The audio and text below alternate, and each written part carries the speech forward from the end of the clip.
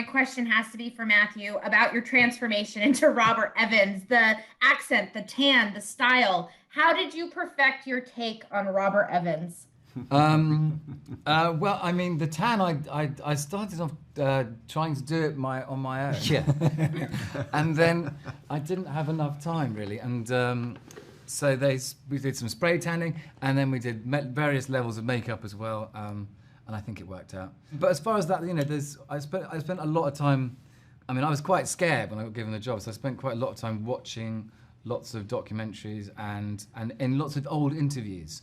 On YouTube, basically, you could go down wormholes of hours and hours. And so, because he had a very interesting timbre to his voice and a very interesting cadence. And so I worked on that. And then by the time I got into the costume and then the glasses, and the tan, but it was a brilliant script and a brilliant story, so I think that helped a lot as well. You mean you didn't lay out like here? I was going to phone it in. Beast? You're going to be a sexy beast in a speedo, just talking about the size of the boulder. Do you know he was? They had him. Somebody feel like I think he had 6-week holiday at the start of that film. Ray Winston. The way to get tan. Yeah. What actually surprised me when looking over the character list is that, Colin, your character is really the only fictional executive that was made up for this TV show.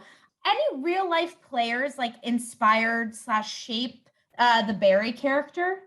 Well, I really, because he's pretty much a collection of everyone that said no and didn't want to make The Godfather, I thought that was a pretty fun way to approach it. I mean, honestly, the thing that I enjoyed about him most was that he was the guy that said no very harshly, but with a smile.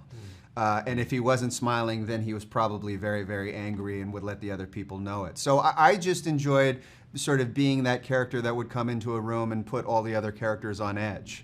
And the truth of the matter is that, as hard as it is to believe, there are people that didn't want to make The Godfather, and they actually had legitimate reasons in their eyes at the time as to why it was a bad idea. So I thought it was a really great opportunity to be able to just present those ideas in a manner in which, my eyes are smiling, but, I'm definitely not shining the pearly whites. So, it was really just an opportunity to be the bad guy, and that's always fun.